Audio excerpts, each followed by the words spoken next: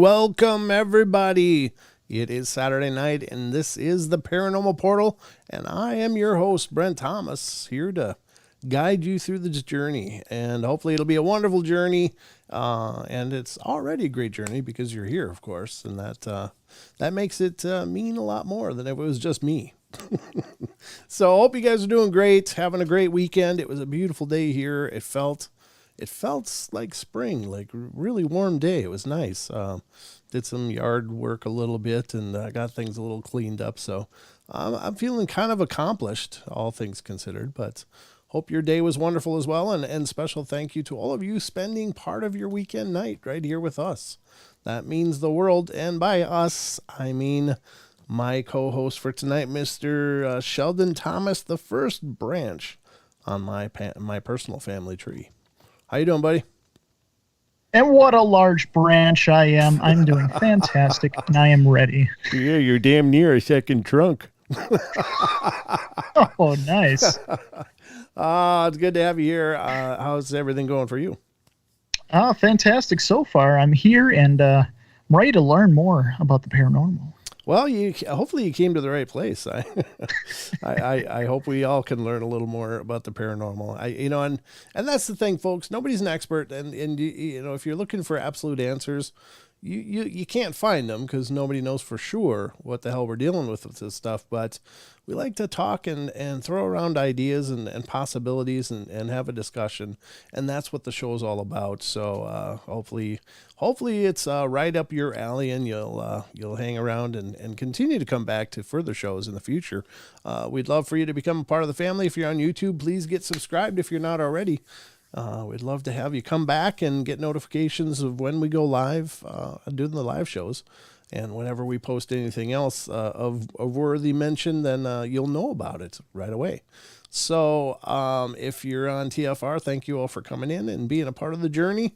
As always, that was the birthplace of the Paranormal Portal, was TFRlive.com, back when it was called Truth Frequency Radio instead of just TFR. And special thanks to Chris and Shree Geo, as always, for spawning this journey, helping me spawn the journey of the Paranormal Portal. But we are edging ever closer to our YouTube goal of 10,000 subscribers, which is not a lot by YouTube standards, but it's huge for us. And so we're literally like 22 subscribers away. And we're going to do a big hoo-ha celebration show when we get to the 10,000 mark, because it's a huge milestone for me. I'm feeling really excited about it. So we'll be looking forward to celebrating that with you, all of you. And special thanks to every one of you out there who have been continuing to promote the show, let people know about the Paranormal Portal. And as always, keep an eye out for our podcast, which can be found on all the major podcasting platforms: iHeart, iTunes, Spotify, Google Play, Stitcher, and just so many more. There's so many platforms out there that we're on, but we just have a blast doing all of this. And so before we go any further, just a special thank you to the Paranormal Portal sponsor, and that is Cryptid Coin, ladies and gentlemen. And this is a new cryptocurrency that its mission is at the heart of the cryptid research community, in that they are taking a percentage of the coinage and holding it in trust. And the revenue that the coin generates through activities such as people buying into the cryptocurrency will generate funds that will be awarded as grants to cryptid research teams across the globe. And so whether it's Dogman, Sasquatch, Loch Ness Monster, or any of the other cryptids out there, Mothman, you name it. You. What? I just said you. Me? Nobody's researching me. I'm a cryptid, but not the researchable type. But that's an opportunity for those teams to generate other funding to promote their research and to take it to the next level. So to learn more about either investing in Cryptid Coin, and which would help you invest in the cryptid research community, or seeing if your team could qualify for a grant, head over to cryptidcoin.io. Again, cryptidcoin.io. And special thank you to Cryptid Coin for sponsoring the Paranormal Portal. So we've got a bunch on the plate tonight, as always, but I suppose the best place to start would be the news. What do you think? The news. It's time. Hang on to your seats. We're going in.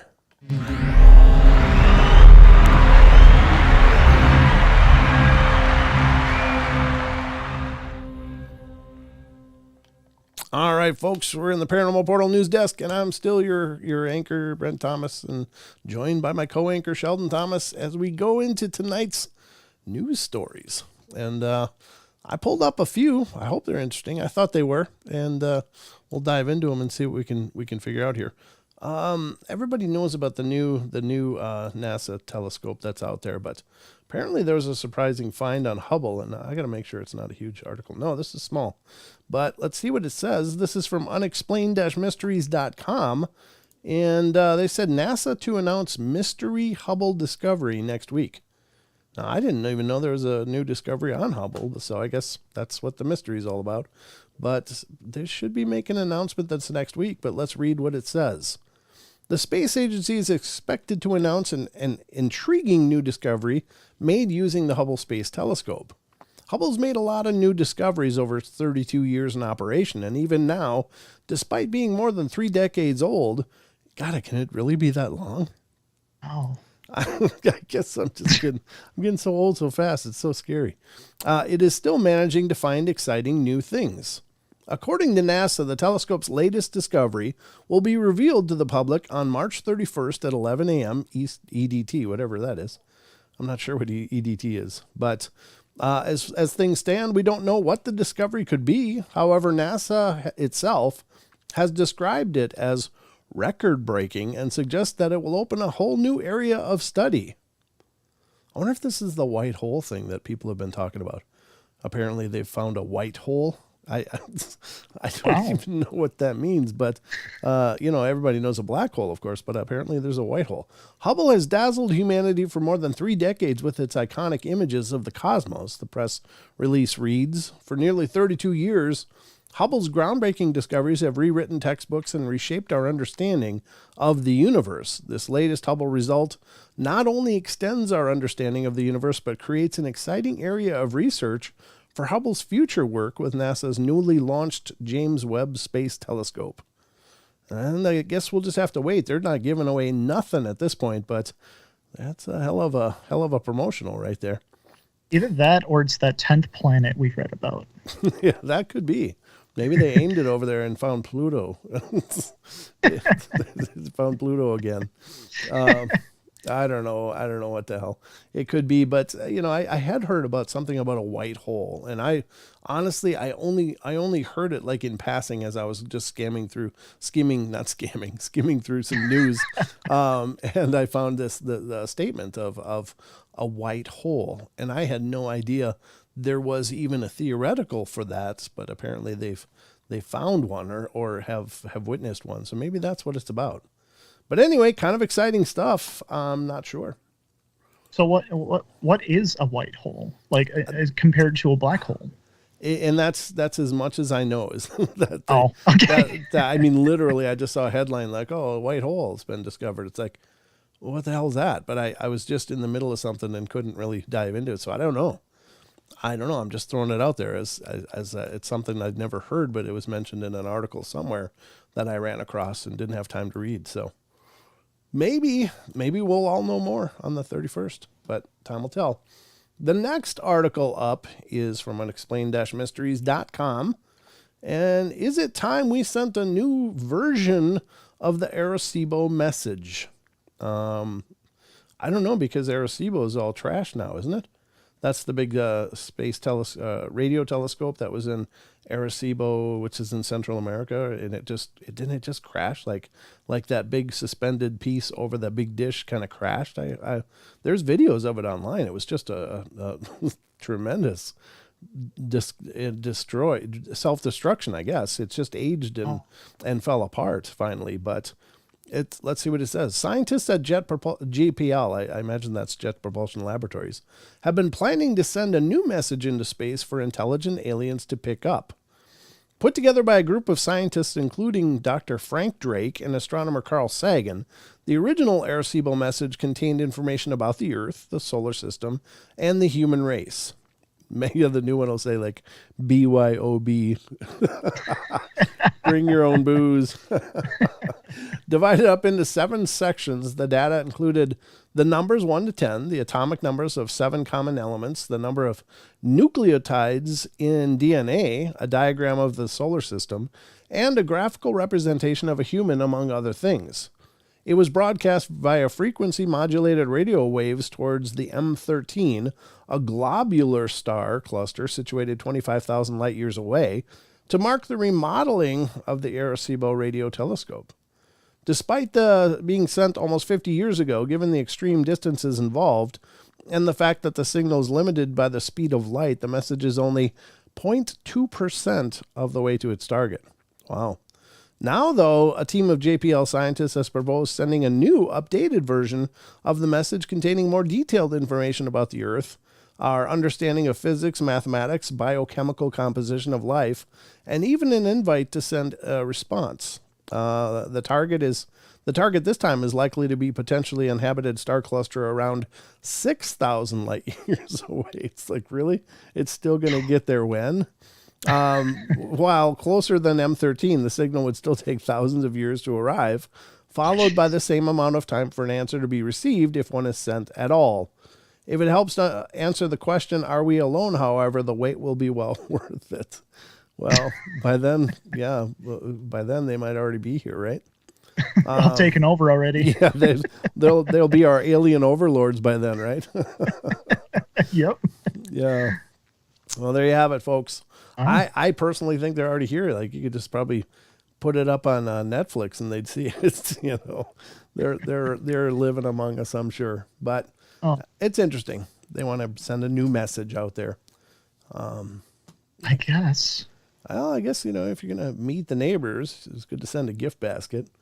Don't we have like the Beatles floating around in space right now, or like there's some song that was sent radio signals into space and still just out there somewhere? Yeah, now, well, all of the first broadcasts that were sent via radio waves, I mean, they just continue to go into space. Oh, yeah. So they're all everything that's been broadcast through our TVs and radios is still, bouncing around the cosmos as we speak. So yeah, I mean, in truth, sure. All of our stuff that we've sent, whether it's the Beatles on the Ed Sullivan Show or whatever, it's out there somewhere. So right now, I Love Lucy's playing somewhere. Yeah. Well, it's always playing somewhere, on Earth and Yeah, around Earth. I'm sure. Like true. you can hardly turn on late night TV and not see "I Love Lucy" somewhere. Yeah, but there you go. I guess they want to send a new message, give them a little more information. Now, the other side of that is that a bad idea? I mean, what if the bad guys get it? Like, oh, well, look at this. Aggravated just said that. Maybe we should be cautious about advertising our existence. We don't know what's out there. Mankind, otherwise known as long pork, best served with the white wine. Oh my God. Newly discovered food source. Yeah, it's not good. I don't know how much we should be advertising. I believe that most of these other entities, I'm sure, are advanced beyond us and don't quite have such a evil outlook on things. But I'm sure there's still some out there that are like, yeah, we could eat those. There'd be billions of them. Yeah. Oh, yeah. But there you go, folks. That's a new development, I guess. They want to send a new welcome message. Let's get to the next one. And this is, again, from unexplained-mysteries.com. Great site. Check it out.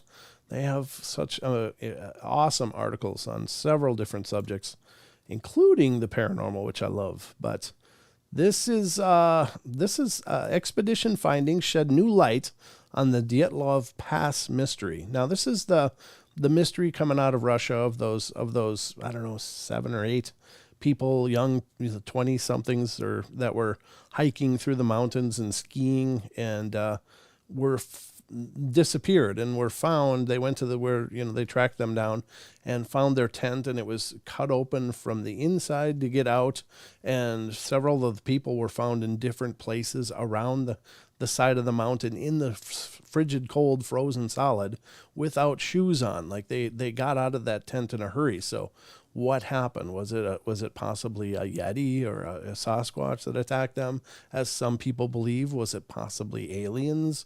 Was it potentially some sort of testing site for military equipment?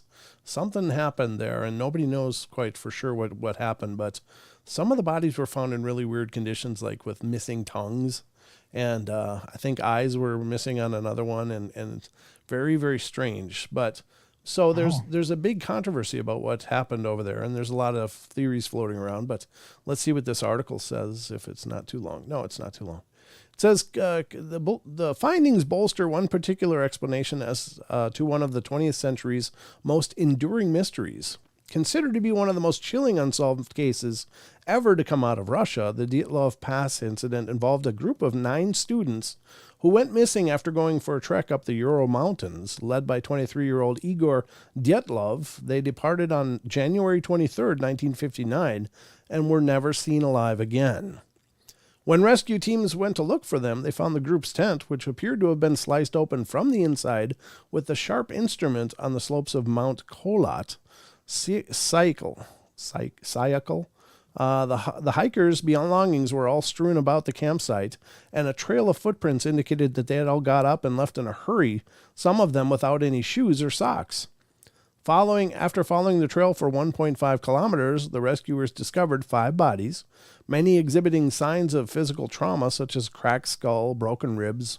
No sign of the other 4 members of the group could be found. However, after an extensive search covering 2 months, rescuers eventually located their remains in nearby woodland. A criminal investigation later blamed their deaths on an unknown compelling force. Several decades later, however, a new study published by the journal Communications Earth and Environment put forward the theory that the hikers had died from an unusual form of small-scale delayed avalanche. Now, a number of recent expeditions to the region have added further evidence in support of the avalanche theory, potentially enough to consider the mystery solved once and for all. Alexander Putzrin of ETH Zurich and Johann Guarme, the other guy, had first pinpointed the avalanche theory back in 2021. In the years since publication of our article, we helped them organize 3 successful expeditions to the Dyatlov Pass, the pair wrote. The direct evidence from the Dyatlov Pass area obtained in those expeditions confirms that the region is avalanche prone and that the slopes above the location where Igor Dyatlov and his group pitched their tent are steep enough for avalanches to release. Independent research by Russian snow and climate scientists supported assumptions and main results of our slab avalanche modeling. So maybe they just got buried in and had to dig themselves out and in a hurry.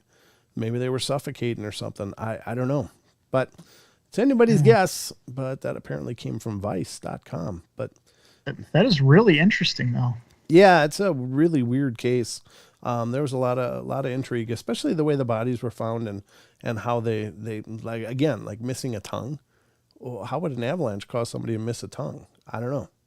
But again, there's lots of questions, and I guess it's better to have some kind of answer than no answer, maybe. Yeah, I mean, you could say that it was other animals or whatnot, but why isolate the tongue? Why isolate an eye when there's so much more? Well, exactly. And then leave it, Right. Yeah, we're done. And we're done. Yeah, that's somebody's like job. It was snow. The end. I'm done. Next. All right. Well, whatever the case is, the next article from unexplainedmysteries.com is giant camels lived alongside humans up until 27,000 years ago. I didn't know there was giant camels. Did you, Sheldon? No, never heard of this. No, me either. I was today old, so let's see what they say. New research has indicated that our ancestors lived alongside these gargantuan mammals until relatively recently. Today's camels aren't particularly large, however, this wasn't always the case. One notable example is the two-hump camel known as Camelus nobloki, which weighed in at over 1 ton and stood 3 meters in height. Wow. While it's easy to associate such an animal with a time long before the rise of modern humans, a new study has revealed that these gargantuan camels actually lived alongside our ancestors in what is now Mongolia right up until around 27,000 years ago. It's also possible that the Neanderthals and Denisovans, I guess, lived there alongside these camels as well.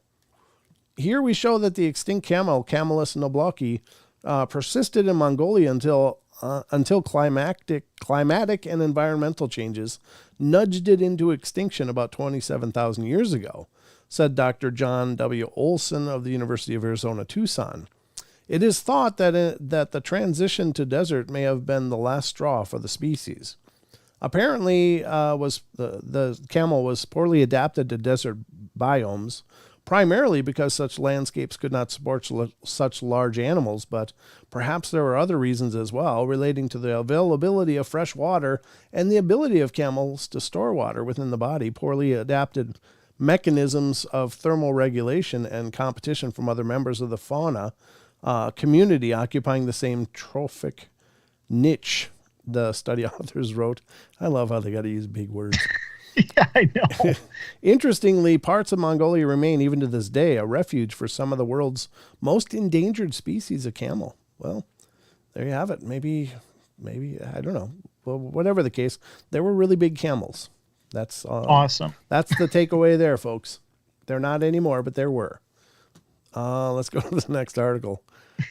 I don't know if that was really interesting or not, but I guess it's kind of cool because, we often see references to like dinosaurs in some pretty ancient carvings, and it's hard to know where they got that information from. If the passage of time is what we believe it to be, the dinosaurs would have been long extinct before these cultures ever came around. But how did they know what a stegosaurus looked like and carve it into a door frame or any number of like pterodactyls and stuff? But there are ancient representations of these things carved into temples. So That's very interesting. here's one from Unexplained-Mysteries I thought was kind of cool.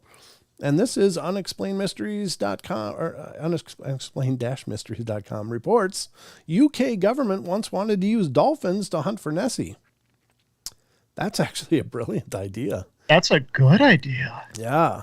According to reports, Margaret Thatcher's governments once planned to use trained dolphins to hunt the Loch Ness Monster.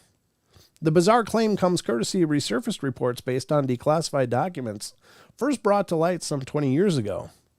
According to the files, shortly after Thatcher had become prime minister in 1979, government ministers had been involved in a secretive plan to borrow trained bottlenose dolphins from the United States, fit them with high-tech equipment, and then release them into the waters of the iconic Scottish Loch in a bid to solve the Loch Ness monster mystery once and for all. The goal was to boost tourism by proving that the world-famous monster actually existed. There were even plans to give the monster legal protection from poachers and bounty hunters, should its existence be confirmed. Evidence that the government had sought a license to enact a plan was found in the form of a letter from Environmental Department's civil servant David Weymouth to Stuart Walker of the Scottish Home and Health Department.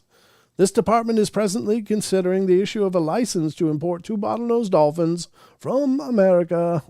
That's a terrible, I tried, accent. But for the purpose of exploring Loch Ness, the letter stated, inquiries have been made with the mammal experts on the Scientific Authority for Animals, and their advice is that there is no conservation or welfare reasons for refusing a license. Clearly, however, there are other factors, mainly political, that you might wish to consider before the license is issued. As the story shows, however, the plan to use the dolphins never came to fruition. But so sad. It's a great idea, though. I mean, if you could train a dolphin to systematically swim and scan the loch, that would be brilliant. I mean, they could cover all that ground quick and, bring back pretty thorough results. Oh yeah. And I'm sure their little echoey, squeaking, they could probably zoom in on it without much trouble if it is out there. Oh yeah. Oh man. That's a cool idea. I kind of like it. But who knows? It's hard to tell. But it was an idea. It was on the board. Maybe somebody should revisit that. Yes. Anyone out there? I think so. Please, and let us know. All right. The next one up on the newscast. What do we got for time here? We only got a minute, so I guess that's all we got time for. So we're going to conclude the news right here, folks, and we'll get back to the regularly scheduled program.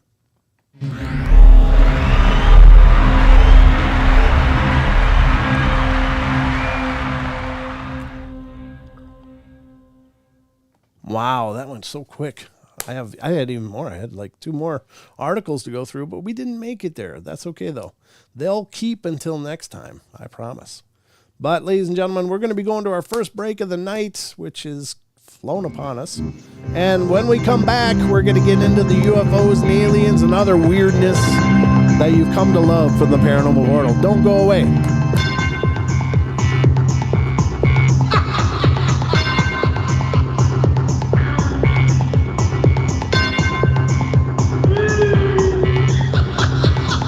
And we'll get to the caller. So, caller, hold the line. We'll be right back.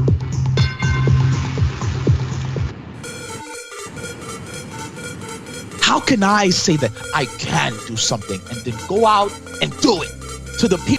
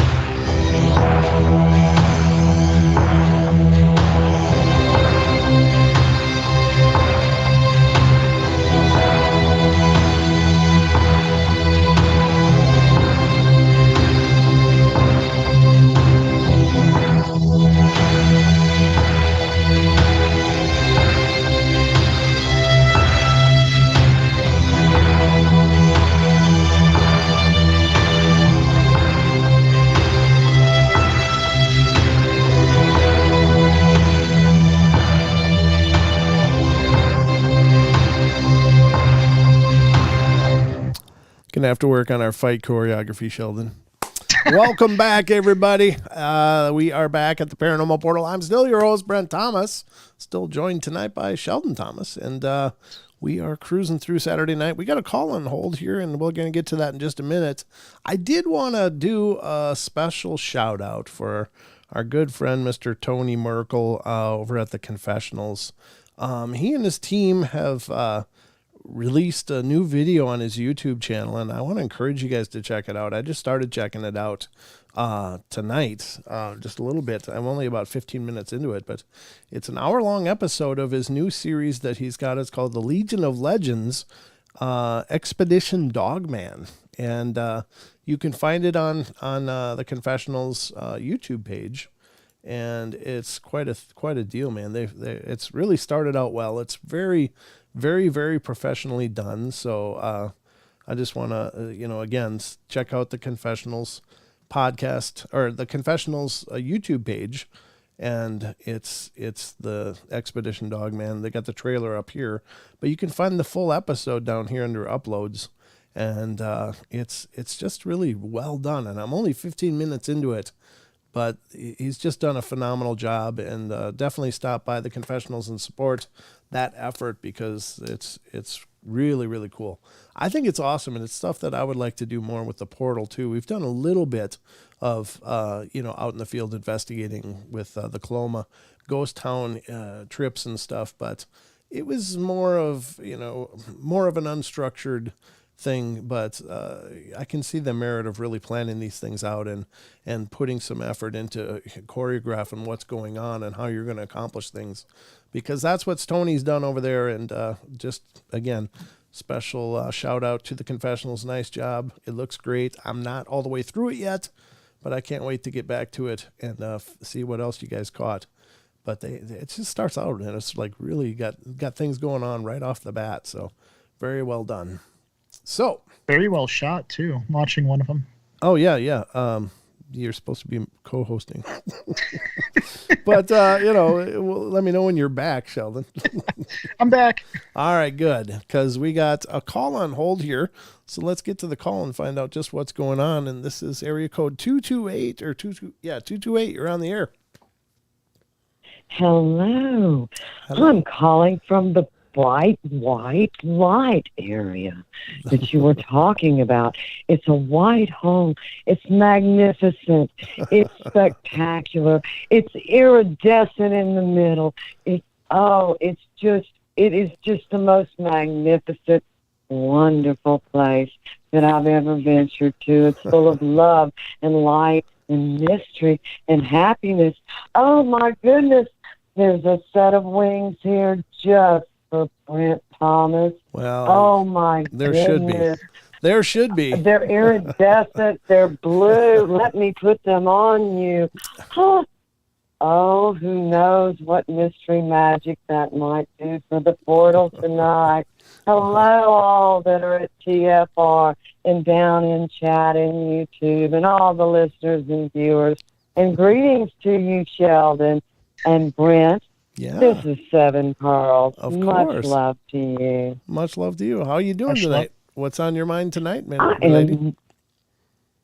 I am really fantastic tonight. Good. And I just wanted to rub a little bit off of that, just rub it on to some people tonight.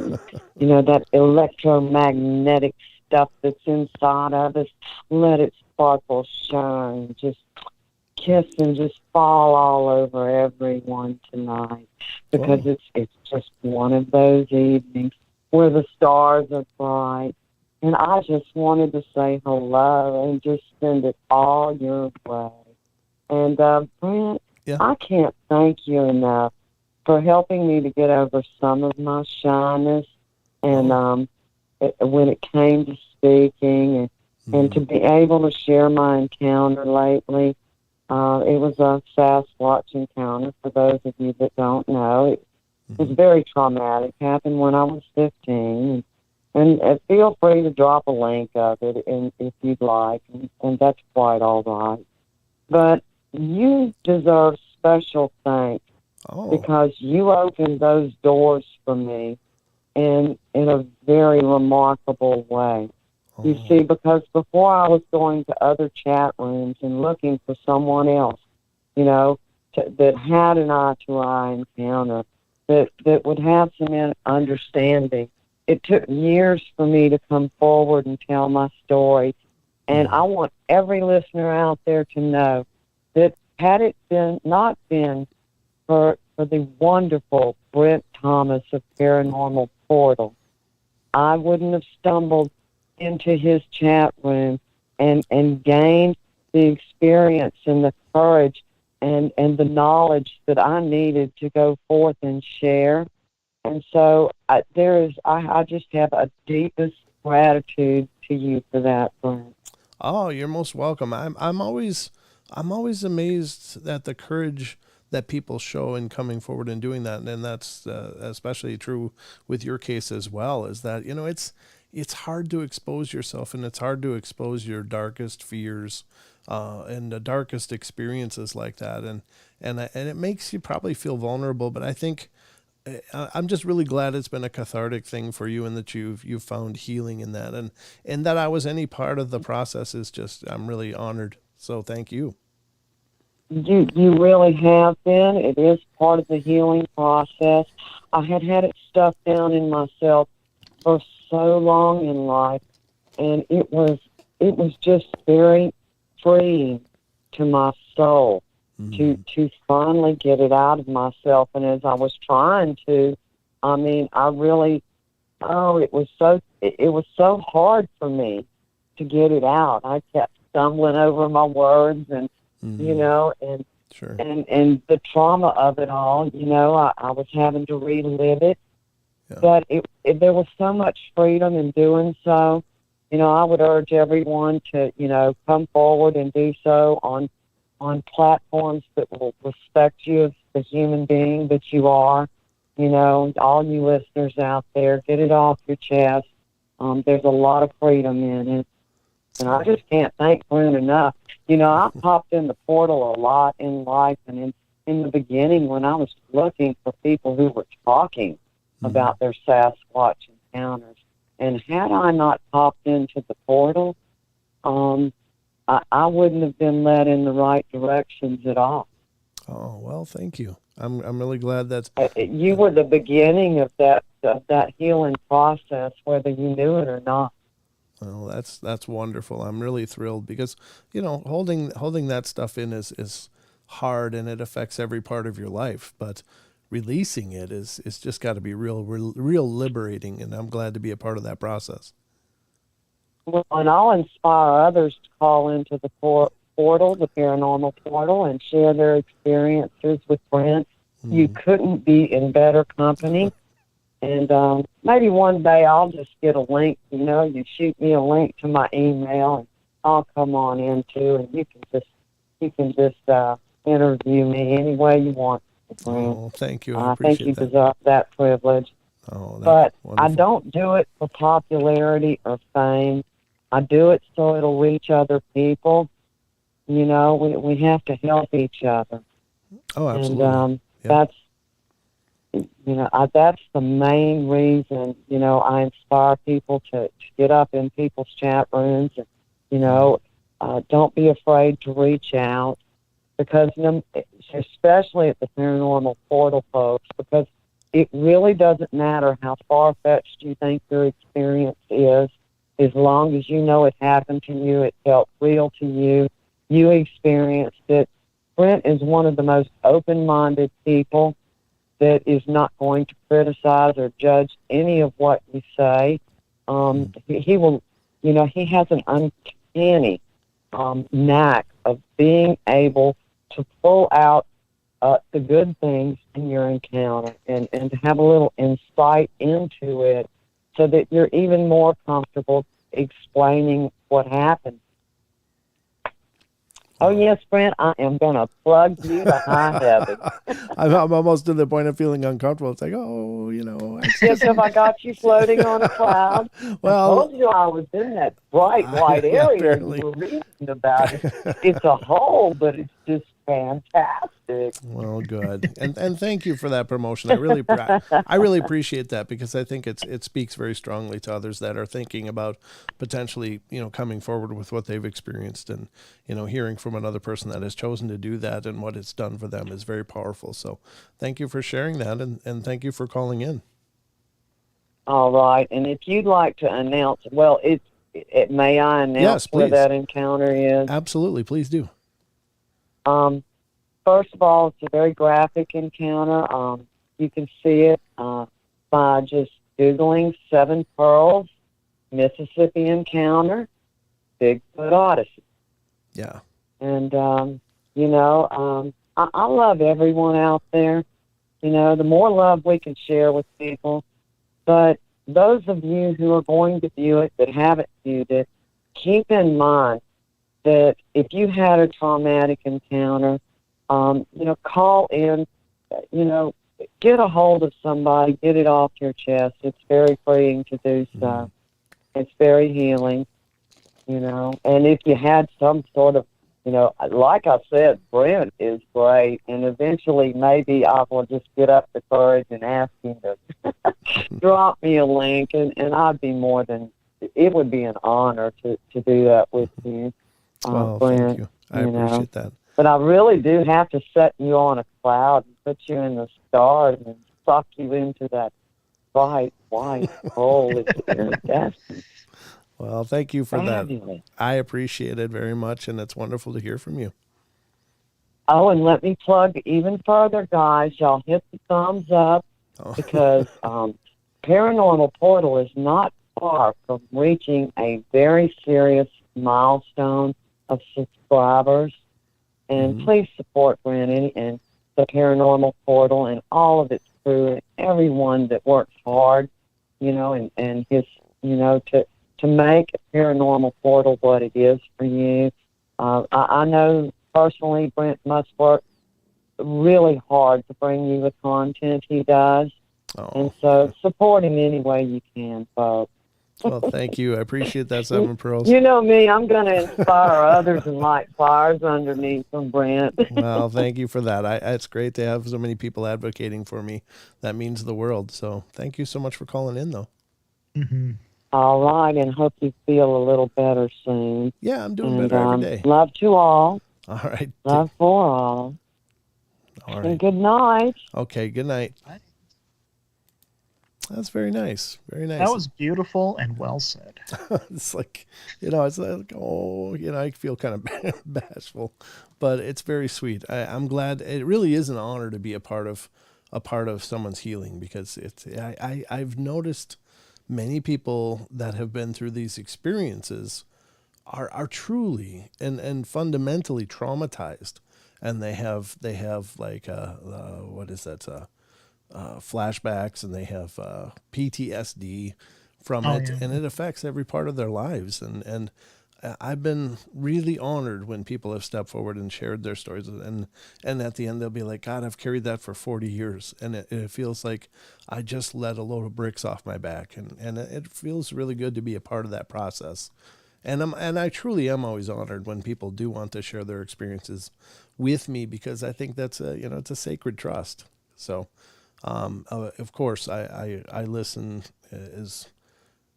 with a lot of compassion to these stories, because I think the people that live them, there's no way to understand what that did to them and what kind of horror it was for them. So I think it's important. But yeah, thank you. That's really beautiful. Thank you. Very nice. Yes. Okay, so let's dive into some more paranormal fun.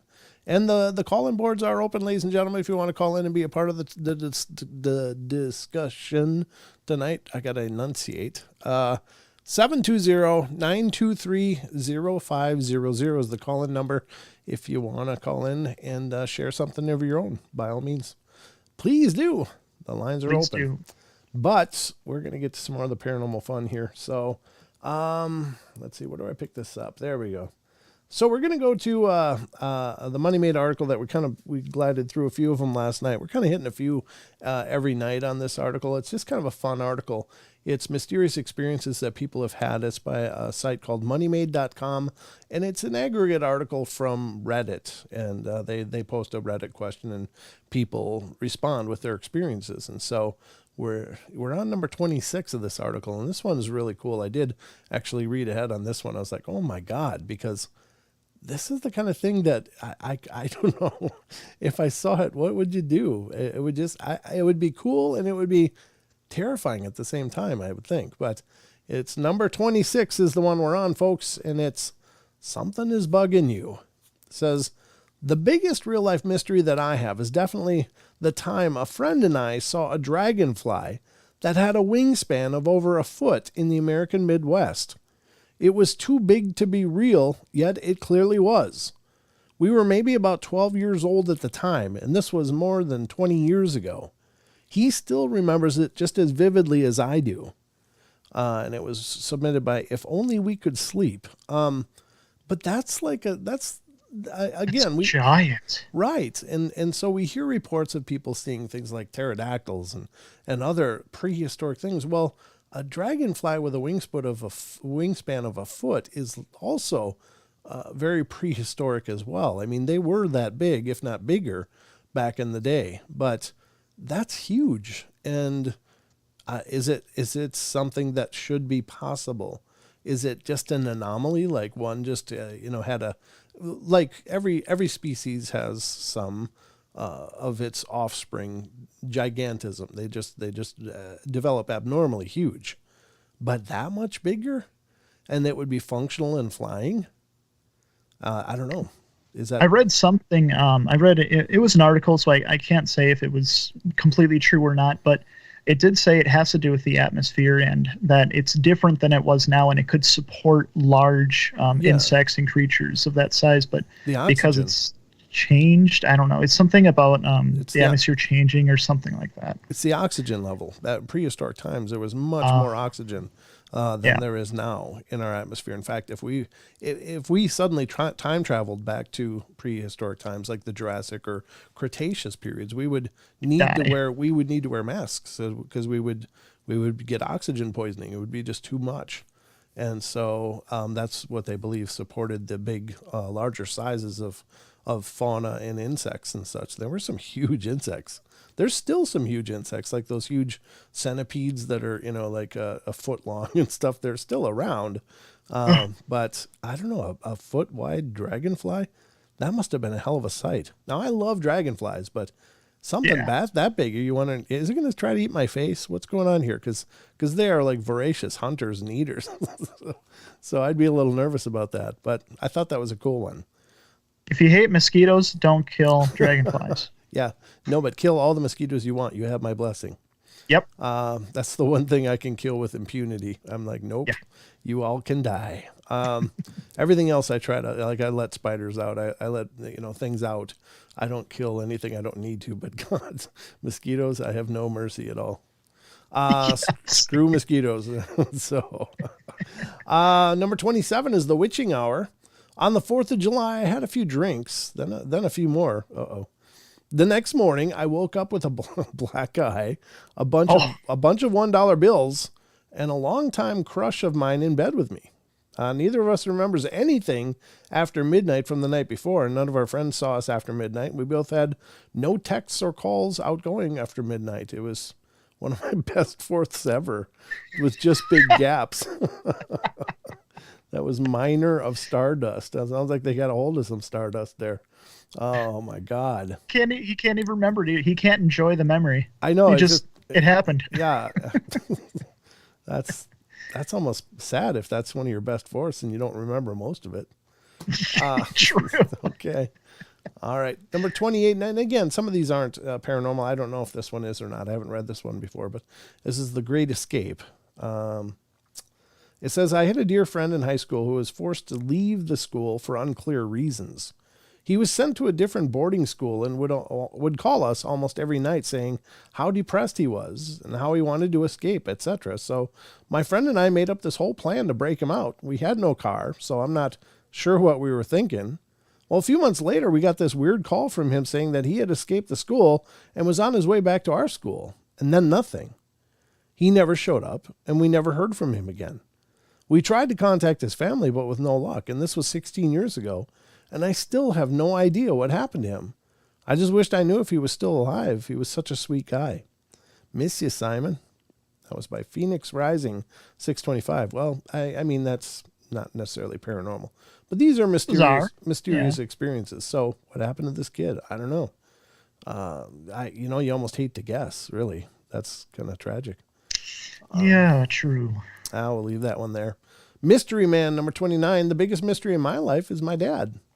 He never speaks about his past. Okay, this is not really sounding real paranormal either, and I've never met any of his family. He always used a fake name when I was young, and his supposed real name was discovered to belong to someone deceased a few years ago. He can't get Social Security or retirement or anything because we don't know who the heck he really is. Oh, jeez. Wait, what? My name is Vladimir. It's like a sleeper agent for the old KGB or something. Not even my mom knows anything. He is alive and well and a very good person, so I really don't know what he could be running from. That's by Justa23. Justa23. Wow. That's a mystery. That is a mystery. Is it paranormal? No, but it's definitely not normal. He's hiding from something. Might want to check if there's any warrants. Yeah, but you don't have a name even. They don't have a name or an identity at all. Just the guy. True. But it'd be weird to be the kid of that guy and still not know who he is. That's bizarre. That would be really weird. I don't know. I don't know. It's hard to know, man. You of course it sounds like a movie, but most movies are inspired by some kind of real event or with at least some historical reference to something like that. But it says true. Number 30, outstretched arm. When I was 11, I wasn't the tallest kid around. I could not have been much more than 4'5" tall or so. Went on a vacation in Germany, and I used to go to this pool that was deeper than my height. I could not swim at the time, but I was hanging out in the big and warm section that was slightly deeper than my height, and I managed to not drown by holding my breath and going underwater and jumping from the bottom to catch my breath. It's not how you swim. It's how you stay alive, but it's not really swimming. But one time I didn't go as planned, and I started drowning. It was only for a few seconds, but to me it felt like long minutes. I thought this was going to be the end of my life. Then all of a sudden, I felt someone grabbing me by the arm and lifting me out of the water in one motion. I was choking and had water in my eyes, and it took me around 10 seconds to be able to see again. But there was no one around me. I asked a lady that was sitting in the pool just in front of me if she had seen anything, but she wasn't even aware that I was drowning and didn't see anyone getting me out of the pool. I quickly went to the lifeguard booth, and he was sitting there minding his own business. He was way too far away to have been the one that got me out of the water, and to this day, I have no idea who saved me. 2 days later, there was a camera overseeing the pool that I had nearly drowned in. So 2 days later, they actually installed the camera, I guess. Wow, that was by Laniakian Limerence. I don't know. That is a fact that I read about drowning, is that it's not usually loud and splashy. It's usually very quiet because they're underwater. Yeah, I believe that's probably true. Yeah, and then having nearly drowned, I can tell you that it feels loud to you, but not to everyone else. 31, panic in the attic. All right, there is one event that happened to me in high school that I've always wondered about. There was a month or so when my sleep paralysis was happening almost every night. These paralysis episodes mostly consisted of me seeing a dark figure walking around in my room. It would come by my bed and stare at me or do other similar things like this. Well, I wake up one morning to my dad asking me if I had woken up in the middle of the night to use the bathroom or anything like that. I inform him I didn't. Well, he goes on to tell me that he heard footsteps in my room that night, so he came up to see what was going on. In my closet, there's a door that leads to the attic, which at this time he had found open. Ooh, that's creepy. Yeah. That was extremely odd, since there is usually a lock on that door. After he told me this, we both kind of just shrugged it off as an odd occurrence. And later on, that same week, though, I found a question mark drawn into the dust of a mirror that sits against my wall. Any more than 100% sure that this had not been there the day before that day. And it had been dusty for a while, so it's not like someone did that a month ago or whatever. Just a bunch of odd events that happened in a short amount of time that I've always wondered about. Yeah, that's weird. That's by Fedorn, I guess is how you'd pronounce that.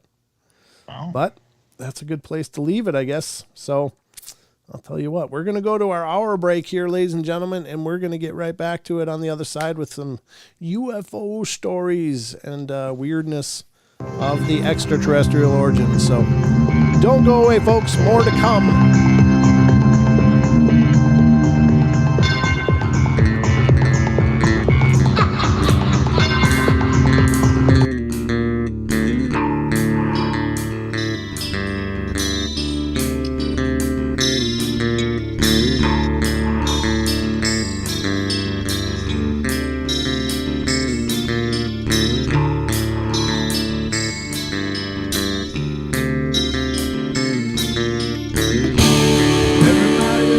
Play their games.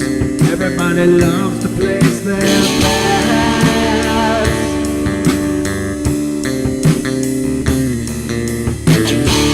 They don't understand the price I paid. They don't care to comprehend.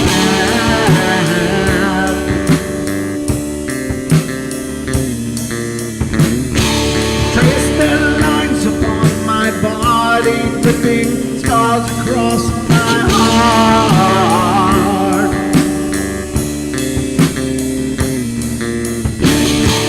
Raging anger pours inside me as their lies keep falling apart.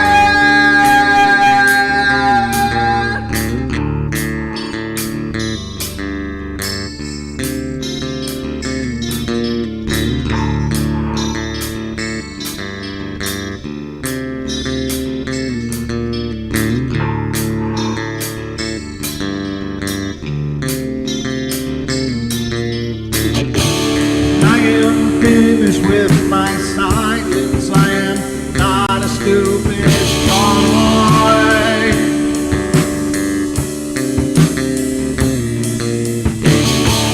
No more breaking me with kindness, just you dance upon my joy.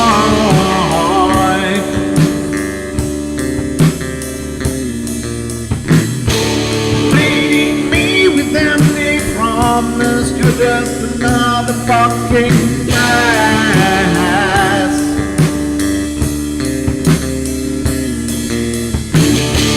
Taking off the slice of my sanity, just make sure that you're well fed.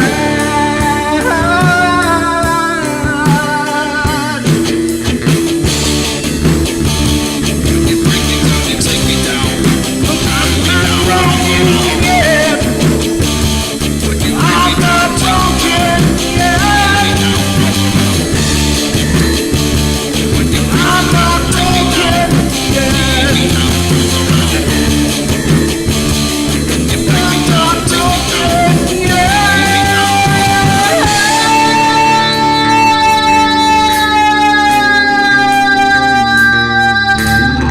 This looks extraordinarily bad. They think they're in a perpetual dream state, a nightmare from which they cannot wake.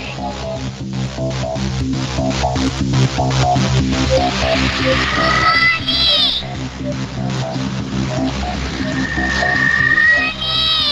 I can't see you, Mommy! Right! I've never sensed anything like it.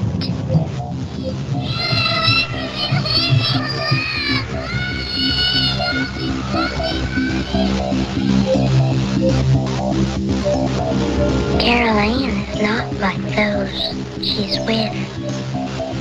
They're attracted to the one thing about her that's different from themselves.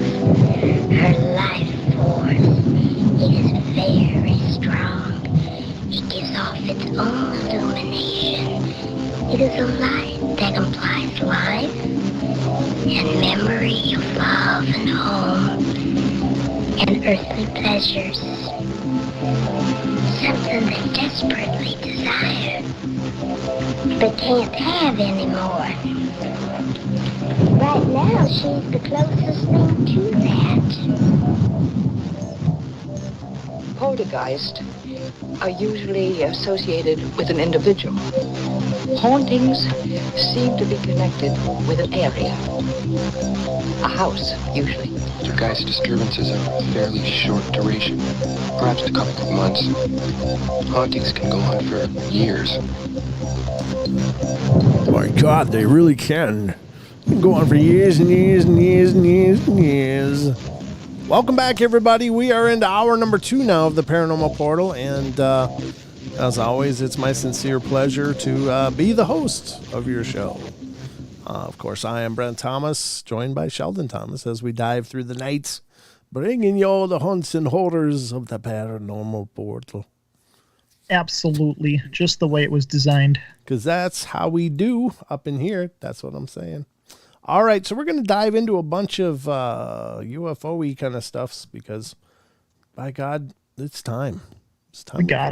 We gotta. We've been doing lots of Bigfoots and Dogmans and creatures and cryptids, and I love those. I love the ghost stuff too, but I also love me some UFOs, Sheldon. I do too. We're on the same page. But before we do that, let's see who's here. Who's here? Who's here? Let's see.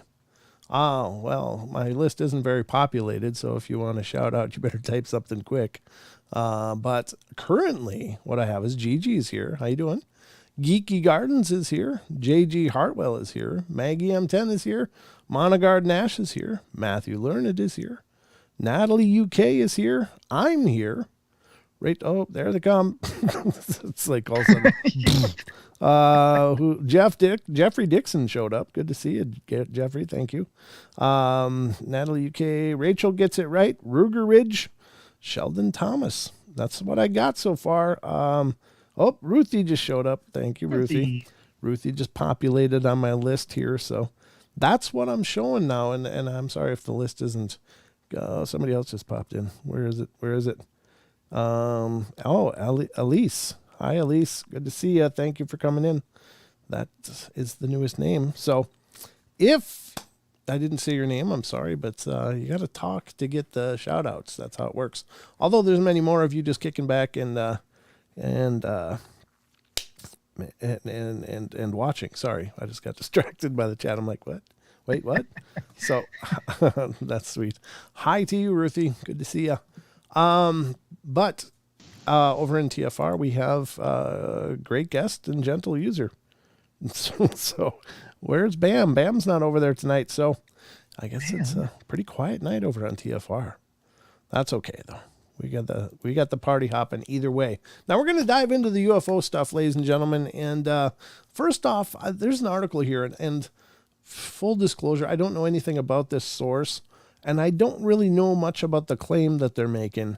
But I'm going to read it to you because I think it's interesting. And of course, we've all heard about the Apollo missions and them witnessing some kind of craft around the moon that shocked the hell out of them. So this is apparently a report from, comes from, to get this is the site, news.xemtin3s.com. So I'm not really sure that that's a credible source at all, but it does say Army Global, but I don't know if that's an ad or an actual header because it's pretty sketch kind of site, it looks like. But it's Buzz Aldrin. Their ship was far superior to ours. It was big. We were warned. So is it factual? I don't know, but let's read it and see what it's a very short article. So it says, oh dear God, small font. It's Oh boy. microfiche.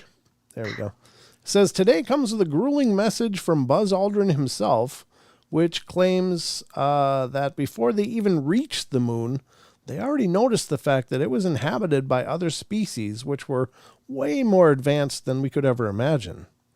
And if it wasn't enough, there were clear signs pointing towards the fact that they were not planning on staying on their own planet made of cheese. Instead, they were clearly getting ready to start colonization and eventually hike to other planets themselves.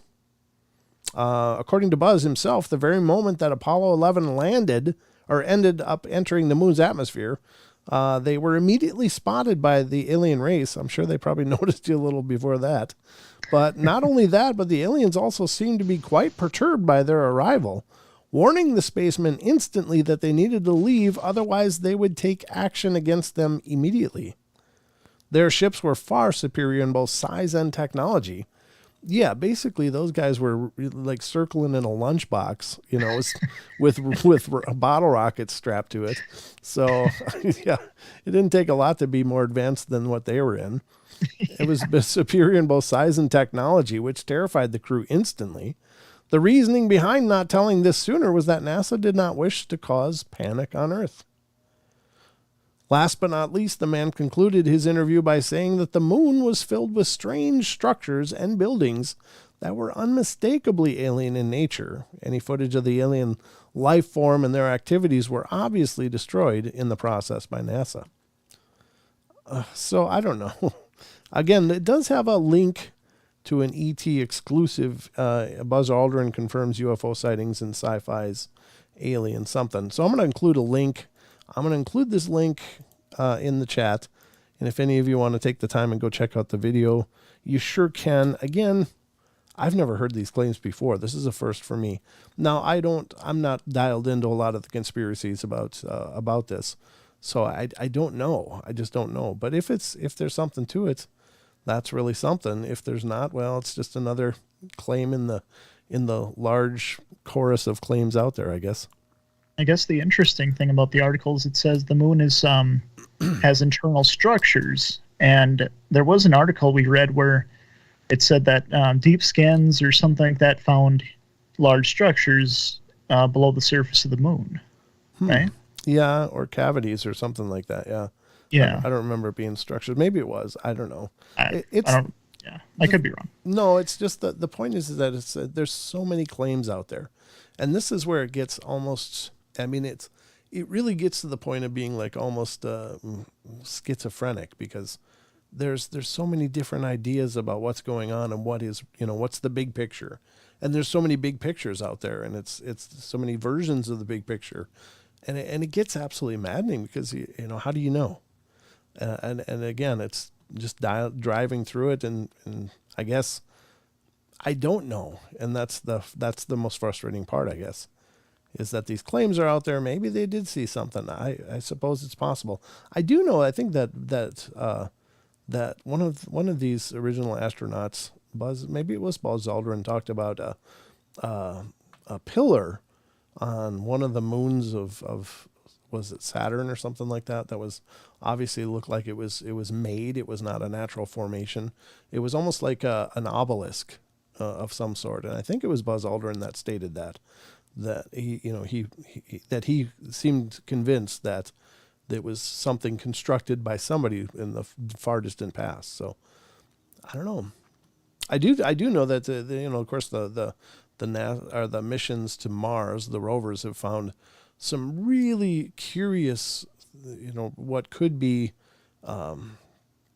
pieces or parts of an old civilization there. I mean, when they show those pictures, it almost looks like they're driving on really old, like nuclear rubble, like after a nuclear war or something. And every once in a while you see these things that just don't fit. Like, they look like maybe part of a statue or part of like a square foundation of something that's geometrically square, but there's nothing structure on top of it.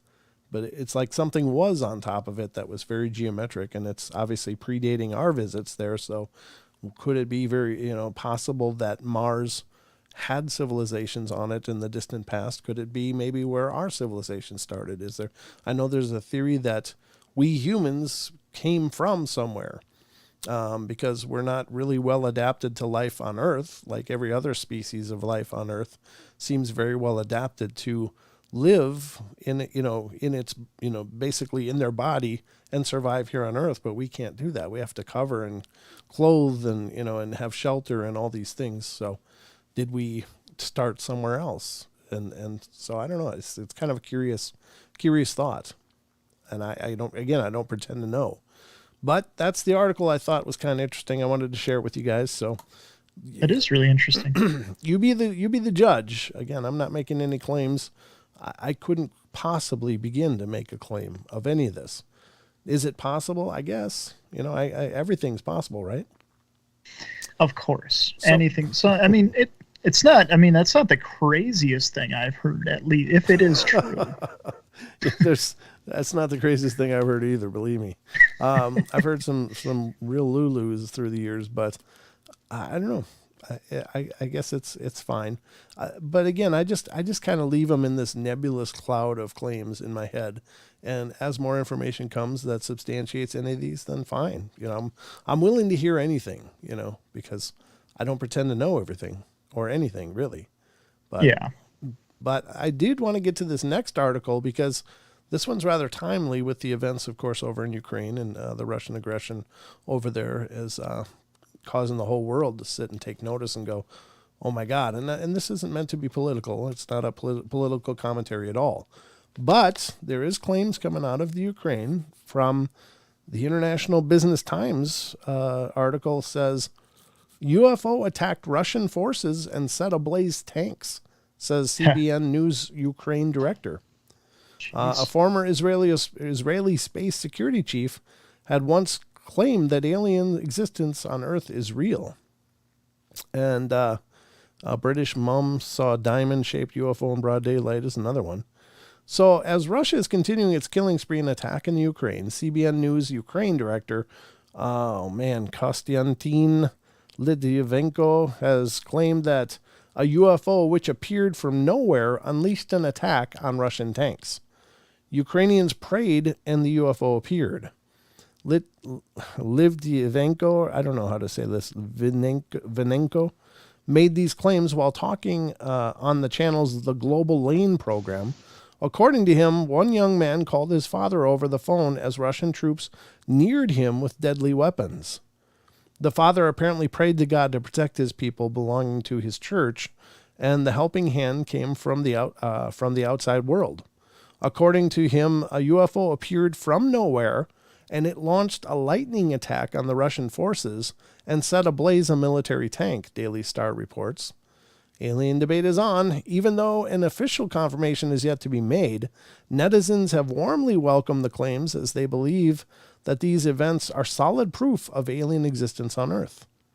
Earlier, several self-styled alien hunters, including Scott Waring, that guy's name comes up everywhere, and I don't know. I think he's just an internet sleuth is all it is, but I don't think he's an actual investigator that goes out there. But he might be. I'm not casting any aspersions at him, but I hear his name all the time.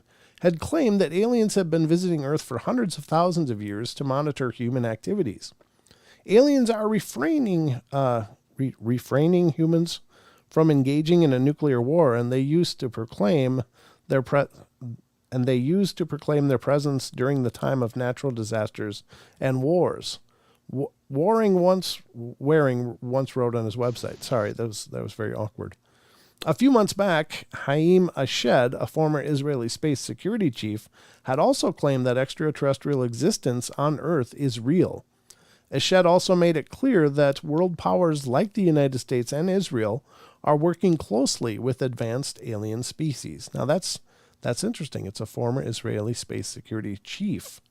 So it's not like Bill the janitor in the washroom. It's somebody coming from an official state position. So it does lend it some more credibility than just an empty claim from somebody somewhere. Is it possible? I guess it could be. It would be beautiful to think so, because if they're going to be here, why not help to steer things, and maybe not directly, but indirectly in ways like this, like show up when you're absolutely needed to, and intervene when it looks like it's absolutely necessary, but then again, I really hope that's in a sense, because in a sense, I hope it's real, and in a sense, it's terrifying, but you know what I mean?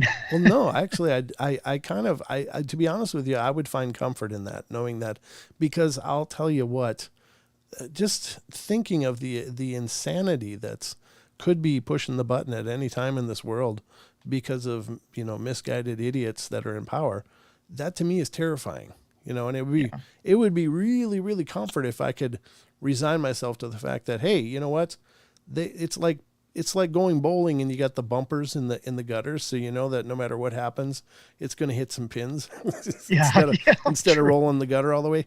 That's what that feels like. Like it'd be, these clowns are really making a mess of things, but hey, the bumpers are in place. We're going to hit some pins eventually, So True. I don't know if that makes sense, if that's a good metaphor or not, but that's kind of what it feels like to me. It's like having the pads up, just in case things get all kinds of stupid. So. Yeah, I mean, if they're kind of looking out for us and making sure things don't go too far, type of thing. Yeah, that is, you're right. That is pretty reassuring. That'd be nice. I think it would be nice, but I'd love to believe that completely, but I also would feel foolish believing that completely, because at the end of the day, we still have tragedies that happen all the time, and attempted genocides everywhere, and it's like, oh, how could anybody sit and watch that happen if they're here? Why aren't they interceding in those events? So it doesn't happen consistently enough that I could subscribe to the theory completely. But I'm hoping that, maybe they'll show up once in a while. That'd be nice. Somebody's got to do it. Yeah. If we don't get superheroes, we should at least have helpful aliens. Yeah, they would. I mean, with their technological advancements, they're superheroes compared to us. Absolutely. So there you go, folks. That is from the International Business Times, and that's a cool article that was written by Nirmal Nayanan, March 7th of this year. So obviously with the current events and all, but I think it's cool. I think it's interesting. I'm hopeful. Be nice if somebody was helping us out. All right. So from here, we're going to move over to Phantoms and Monsters, a few more reports from there. And we'll see what Lon Strickler has outlined in his site lately regarding UFOs and alien visitors. So this first one, and we got about 8 minutes. This should be about perfect, I think. Yeah, we'll be able to get through this. Yeah. Okay. So this is, again, from Phantoms and Monsters. Special thanks to Lon Strickler for letting us cover these stories on the show. Bright green UFO and lost time experience results in lifelong disability. And here we go. 2 men are hunting at a hunting cabin in North Bay, Ontario, when they observed a bright green UFO and experienced lost time. One man had terrible lasting effects and eventually took his own life. Oh, that's horrible. It says he received the following correspondence in 2014. So this is an old article, but Dear Mr. Strickler, 3 years ago, my uncle, my father's brother, passed away. He lived in Lansing, Michigan at the time, and I was born, and lived in Lansing until I moved to West Lafayette, Indiana, for college.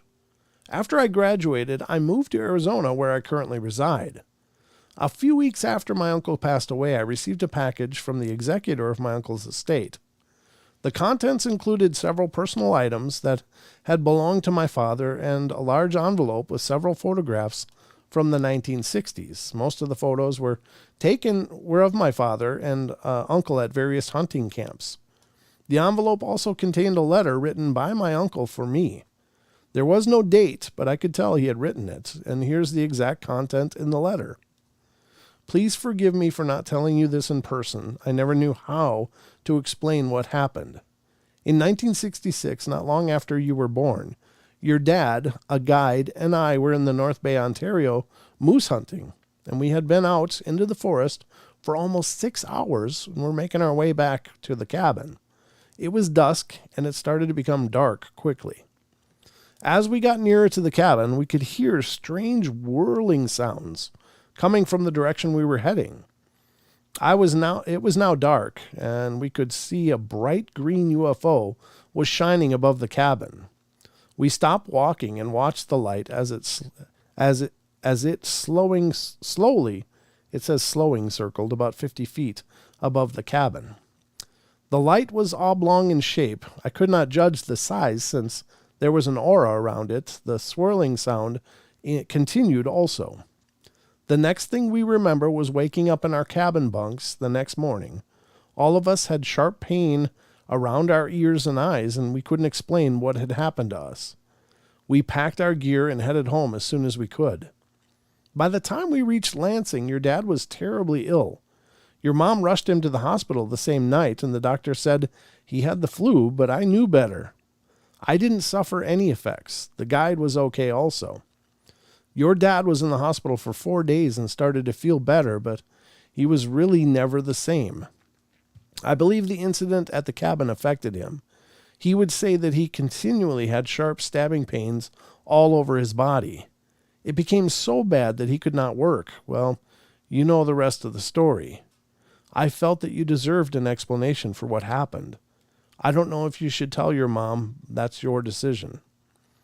For as long as he could remember, my father was in and out of treatment.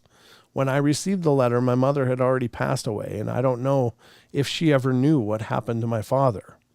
My mother was the sole breadwinner for our family. We did receive some money from the state for my father's disability, but I know it wasn't much. Those payments stopped soon after my father took his own life in 1975. I wish I knew more about what happened that evening at the cabin. Wow. Wow, indeed. So that's really something, because this all happened, and this person, this kid grew up with just knowing his dad had problems, had a disability, and had eventually passed away, taking his own life. And not until many years later in his own life did he finally know what happened that broke the man. That's a bucket full, and I feel bad for him, because there was never an opportunity to ask questions then, he gets this picture of what happened, but there's still got to be a million questions like, well, talk to me about this. What does this mean? What, I don't know. I would feel like I appreciate knowing, but at the same time, it would have probably been so much more poignant for this person to have been explained, have had the uncle explain this to him in person. You know what I mean? Absolutely. Yeah. Yeah. Mm-hmm. It would still feel like there's so much that he couldn't understand just from that letter. And maybe because now there's so many more questions that he has to mull over than he did before. Right.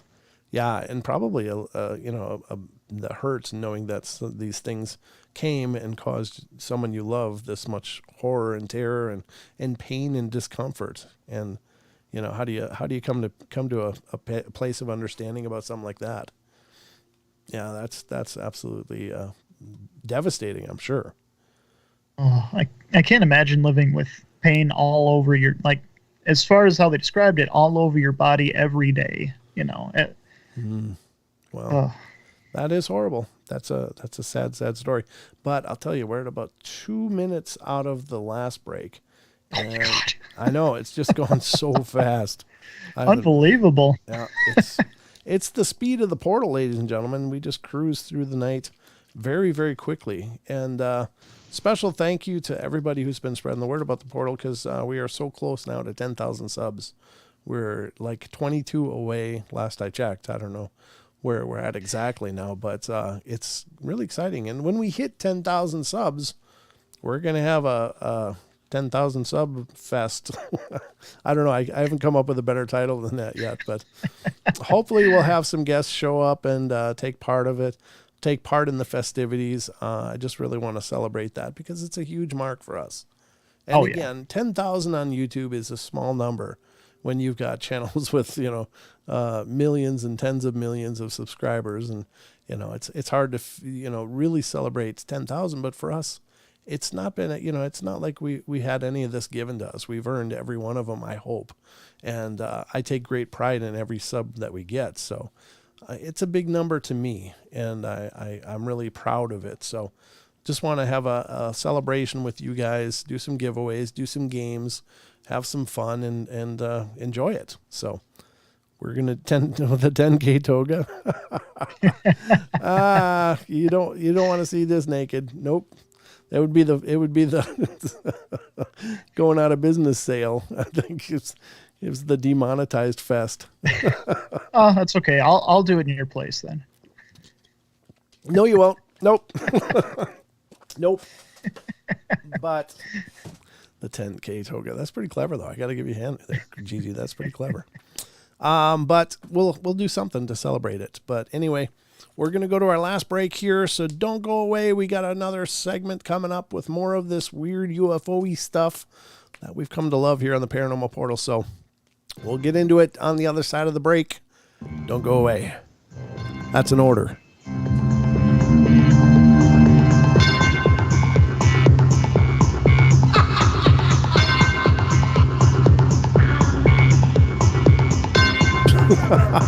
No handstands at the toga party.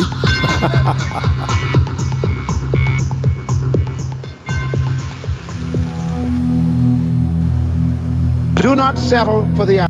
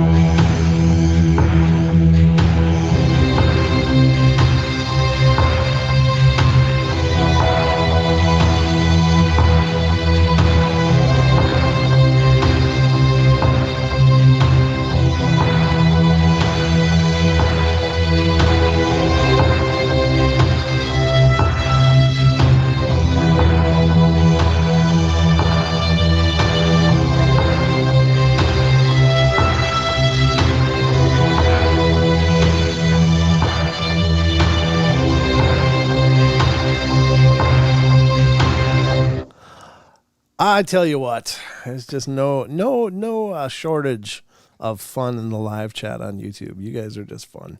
I just love having the moments on the break and talking to you guys. Hey, Rafaela, good to see you. Great to see you. Thanks for coming in. You're a little late, but, better late than never. Welcome. Rachel in a T-Rex suit. I'd pay to see that. All right. Renee says, Brent, your son looks a little like Dave Scott. I don't see it. Maybe. I guess maybe there's a passing similarity. I think you both got square heads, so. Oh, thanks. No offense. It's just. Oh yeah. I no offense to either of you. I think it's a fine look. I got a very narrow head. Very narrow. You're calling me a square. That's an insult. No, I said your shape of your head is square. It's just because you got all those brains packed in there, child. Square brain. That's right. No, Dave Scott's a great guy. He's got a great show. It's Spaced Out Radio, I think. That's Dave Scott, right? Right? Spaced Out Radio. I don't know. I don't know so. who Dave Scott is. I think so.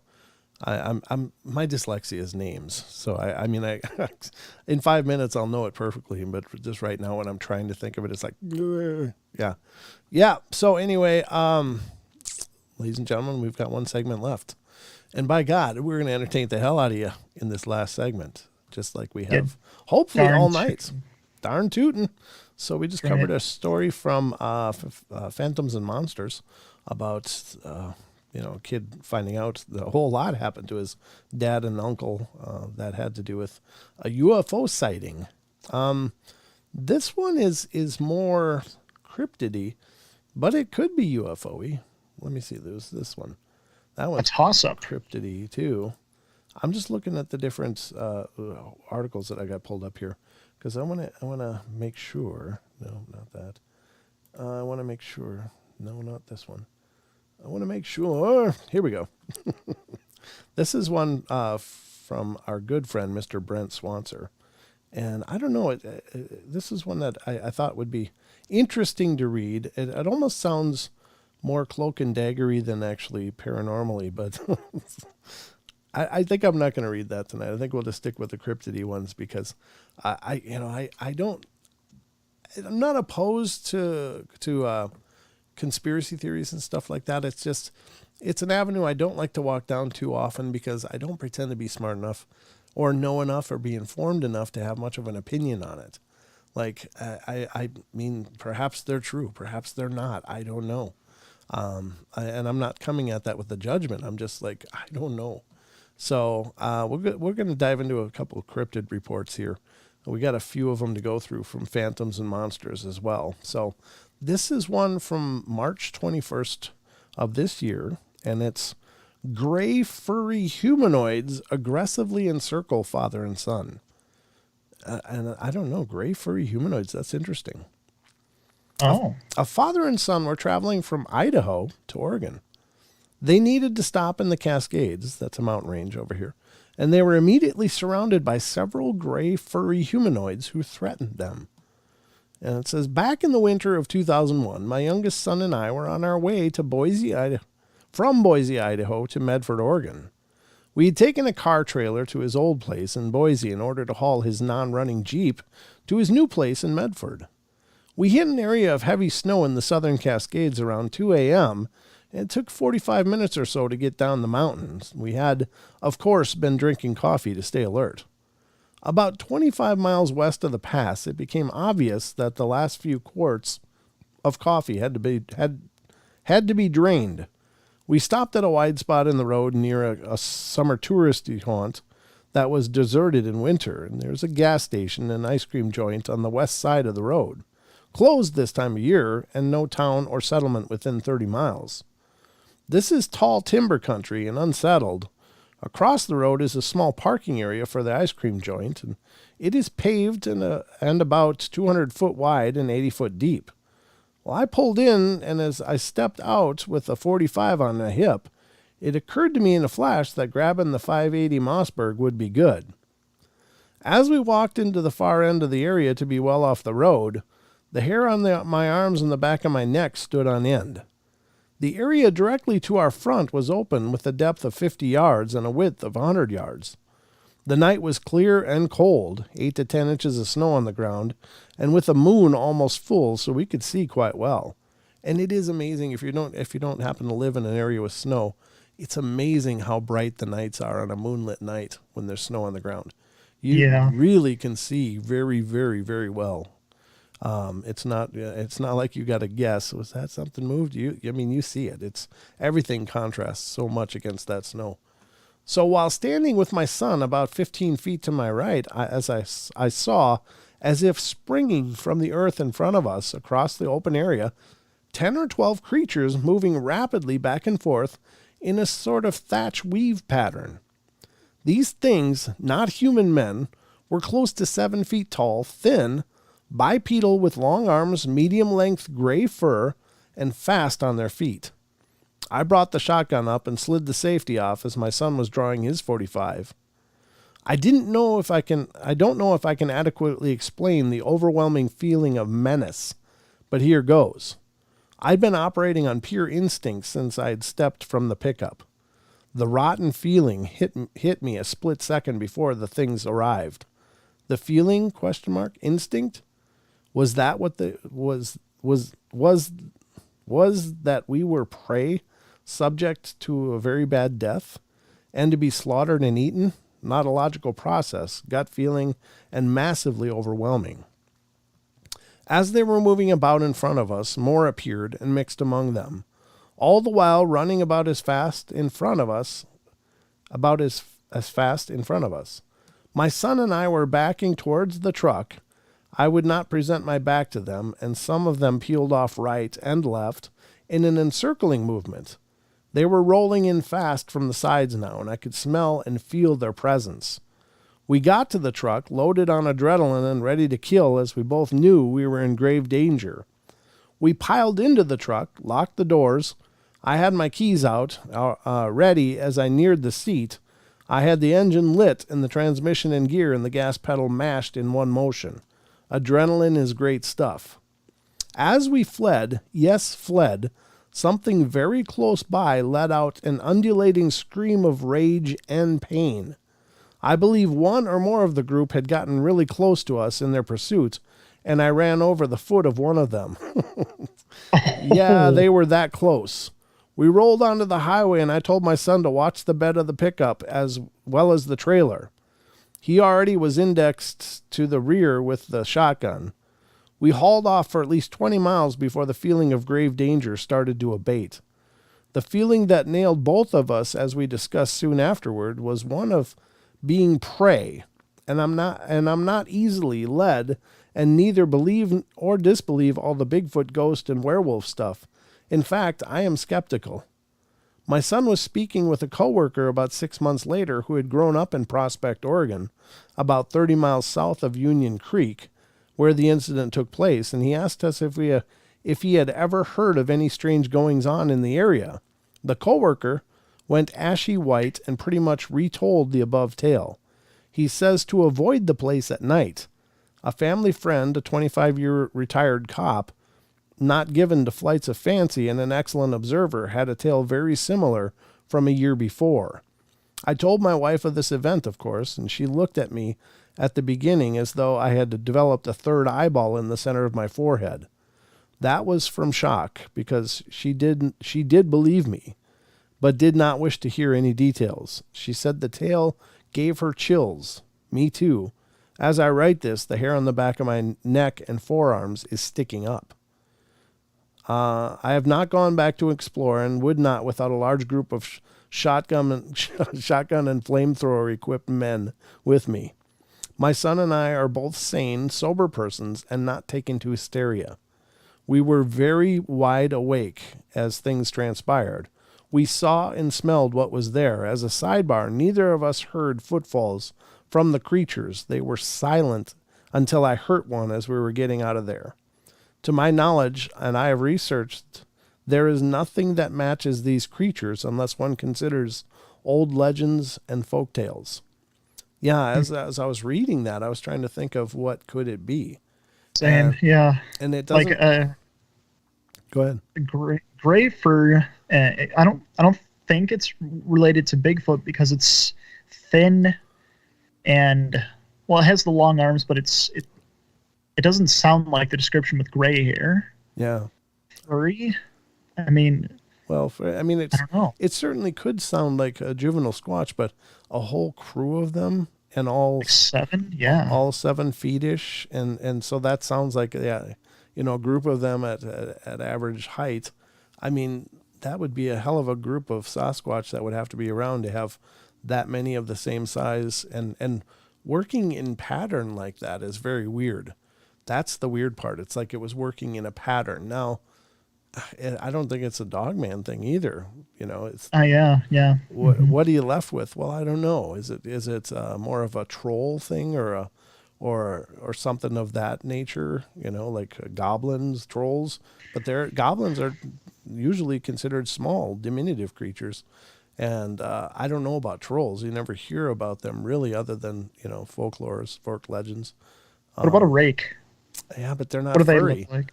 They're basically just naked skin. They're very pale and very, very scrawny. They're not really huge. They're supposedly like 4 or 5 feet big. So what does it sound like, as far as even if it's like really unlikely, as far as the description, what does it sound like to you? I don't know. I really am not sure if it's, I don't know. I mean, it's the thing it sounds most like is Sasquatch, but the behaviors, it's really completely, it's like regimented, as if it was like a hive mind kind of thing. And so I don't know. I don't know what to make of it. It's a very strange report. Anybody out there have any ideas? Let us know. I'm not sure. It does. I mean, of course. Nate says a Bigfoot and Dogman got drunk one night and things happened. Now we have these. They had a whole litter. Yeah, exactly. Yeah. JG, an army of skinny, long-armed bears. Yeah, they could have counted on that one. It's always beers. It's always beers. But it's a strange story. And do I believe it? Sure. I mean, it makes sense. But is that one of those other things? Now, I guess it could. I'm sorry. Go ahead. Well, I was just going to say, I mean, oftentimes we think, well, there's Bigfoot, there's Dogmen, and then maybe there's the rake or, white crawlers or whatever they call them. And then there's, these other things. There's often these reports of these other things that don't really fit into anything else, but they're almost one-offs. Like, I've never heard another story of a group of gray, hairy, scrawny, like 7 foot tall but gangly looking things marching in unison and splitting out like they're a crack squad of commandos or something. Just it's very unusual. I don't know. I guess the only thing I can think of is like maybe a group of malnourished Bigfoot. Well, we got a call here, so let's get to the call and see what's going on here. All right. Maybe the caller will have an idea of what we're dealing with here. Very strange, though. This is area code 805. You're on the air. Hey, gentlemen. How you doing? Good. How are you tonight? Hello. Good. This is JG. And JG. I got my toga party. GG started things off with this toga thing. So I had to take my college toga outfit / Halloween ghost outfit / bed sheet out of the closet to see if it still fit. And since it was a clean, it still fits. So wow. I'll be all right. Well, you're doing so I'm good. ready for the toga party. Okay, well, don't send screenshots. But I do have oh, no. This is a private moment, I'll tell you. Nobody wants to see it. I hear you. I got a Yosemite story if you want to hear it. Oh, I'd love to hear it. Kind of a David Yes. Pilates thing. Please, yeah. Okay. So I was dating this, well, I was engaged to her, so I guess I wasn't dating her, but I missed that bullet. But so I was with this girl. She was like a third generation Yosemite goer, and so she would drive me up there 3 times a year, And she and her brothers would do like 100 miles on top of northern Yosemite in 10 days, and I prefer to keep my feet on the ground, just walk around the level areas, Right. But one day she was going hiking with her brother, and I decided to go off this lake, that was not, because we stayed at Curry Village, and there's this lake near there called Mirror Lake. And I was leaving behind, at the time it was called the Iwani Hotel. Okay. I don't know what it's called now, but back then it was the Iwani Hotel. And I started walking behind it, and they had these boulders. And I don't even think at this time I knew about David Pilates. Okay. So I was walking along, and all of a sudden, and you'd have to hit me in the head for me to take a hint. I just don't take it, Sure. And so just to give you an idea, like if you give me a hint, it goes right past me. Sure. So I was walking along, and all of a sudden I got this really weird feeling. Get away from these boulders. And, it was right behind the hotel. It was part of the hotel foundation probably at one time. So I said, no. So I just kept going. And I walked towards the Mirror Lake. And on this Mirror Lake, it's kind of a kiddie lake. A lot of people go there. But it's not that big. Okay. So you can actually walk around it. Mm-hmm. And so I put on my big kid pants, and I decided to walk around it, by myself. Uh-huh. And I'm going along, and I wasn't that young, but I was going along. And all of a sudden, I got this, do not go around it. Do not go around it. Really? And I've never had this before. Okay. Yeah. And at this time, I don't know, I was probably in my 30s. And just the other day. And I couldn't remember ever having that happen to me before. Right. And so as I was walking around it, I got maybe a quarter of the way or three-quarters down half of it. And I just stopped. And I just said, do not go. I just kept hearing, don't go, don't go. Wow. And it was, I don't get scared. Right. And I just said, wow, I think I'm a little scared to go down there, Yeah. It was like a new thing. So I decided to turn around and just go back. And I ended up just going back down to Curry Village. And it was weird. That has never happened before, Mm-hmm. and never happened since, but that particular day. Oof. So. Yeah, but those are really important moments, and I commend you for listening to it, because I think I don't know if it's like a guardian angel kind of going, hey, stop, or a spirit guide or whatever, a higher power just going, no, this is not going to end well, don't do this, and it's so good that you listen, because I'm pretty sure if you hadn't, it very well could have been one of those David Pilates cases, and we'd be learning about JG that went around Mirror Lake and never came back, Yeah, and the funny thing was there wasn't a lot of people at the lake. They always come up just to the top of it and kind of look around a little bit. Very few people walk around it. Sure. And at that time there wasn't anybody around. Wow. And I was by myself, and so I thought, wow, nobody would have known. Oh, yeah. If something, and later on when I started reading the books by David Pilates, then I figured, wow, that's a great time to get picked up, and nothing would have happened. Nobody would have known. Right. And as you go ahead. I was just going to say that. Please. As everybody knows, Yosemite is like the biggest place where people go missing. Yeah, that's like the pinnacle of all national parks, where the missing numbers are the highest is Yosemite. Yeah, that's crazy. Yeah. Well, some other time I'll tell you the raccoon story. It's very quick. It's not that long, but I'll tell it another time. If I know that you're getting close to the 9 o'clock hour. Oh, okay. Well, but, love to hear from you. And here in California, it's still early, so. Yeah. Well, not 9 o'clock yet. Well, where are you in California? Yeah. Yeah.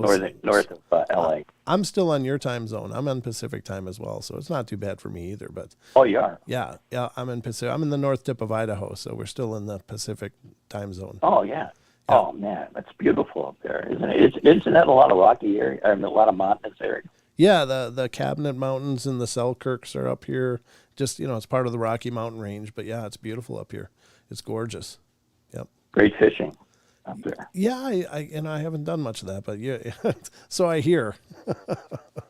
But as long as you eat it or catch and release. Right. Yeah. I agree. Now, I think the big thing though is how often those warnings come to people, and we hear about those all the time. And I'm really glad you shared that story, because you're a perfect example of things that I've heard many times in articles, and you hear them once in a while from people, but that to me is just the pinnacle moment. It's like when something is pushing that hard to push through the norm and say, don't do this. And just, I don't know what you were feeling at the time, but I'm sure glad you paid attention to it, because yeah, that's scary. Well, I look back as I'm a moron for not listening sooner, but it's one of the situations where you just go, oh wow, I should have I should have listened earlier. Well, you just you kind of slap yourself and wake yourself up and say, you got to start listening to this stuff. We all learn, exactly. Not that it, yeah, you're right, Sheldon. And it's not like it happens all the time. I mean, sure. I can't even think of it happening before or after, as I mentioned before. Well, it's nice to know you all have right, that gentlemen, voice. Thanks for everything. Yeah, I said it's nice to know you have that voice in case it should ever be needed in the future. It's there. Yeah, well, it could have pulled me out of a couple other situations, but it didn't speak up.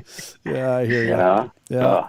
I might be on vacation. I don't know. But, thank you, gentlemen. Great show as usual, and I hope you have a great weekend. Yeah, it's a pleasure finally hearing from you, brother. Thanks for calling in, Yeah. and I look forward to your next call. Sounds good. Thank you, gentlemen. All right, good night. Great hearing you. See you, JG. Bye-bye. Thanks, gentlemen. Very cool. That's very cool. See, that's another instance of that intuition guiding you and warning you. Yeah, it is. It's really a poignant example, because that's how so many of those stories are set up. And if you're not familiar with David Paulides' work, the Missing 411 stories, these are people that are in national parks, and in Yosemite is a big one, where he's uncovered a lot of cases of people just boom, gone. Just gone. And in some of the most surprising settings, like walking in a group of people and one person is like, at the end of a group, and they turn around and that person is no longer there, and nobody knows where they went. There's no sign of them. There's nothing. And then some of the weird, you really have to, invest the time to read the books or listen to his interviews, because when he goes through all of the criteria of the things in these cases, they are absolutely terrifying. That they'll bring in tracking dogs and the dogs refuse to track.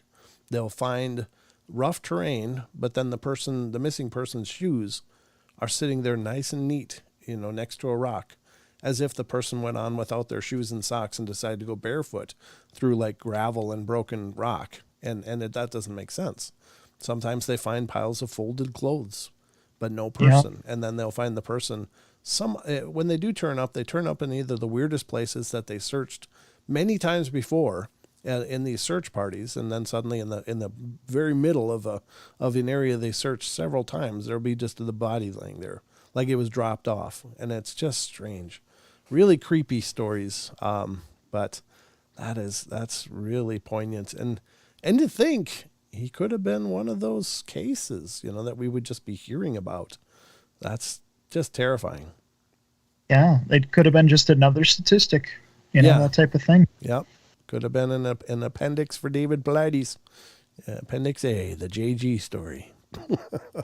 Makes you afraid to go to national parks once you learn about all these kind of things. Yeah, I mean, I don't know. It happens a surprising number of times, per visitor load, but I'm sure, statistically, it's probably still an incredibly rare event, but that it happens at all. And that he uncovered the fact that they never would disclose this stuff. So like they have records going back years and years and years of all these missing disappearances that kind of just get buried.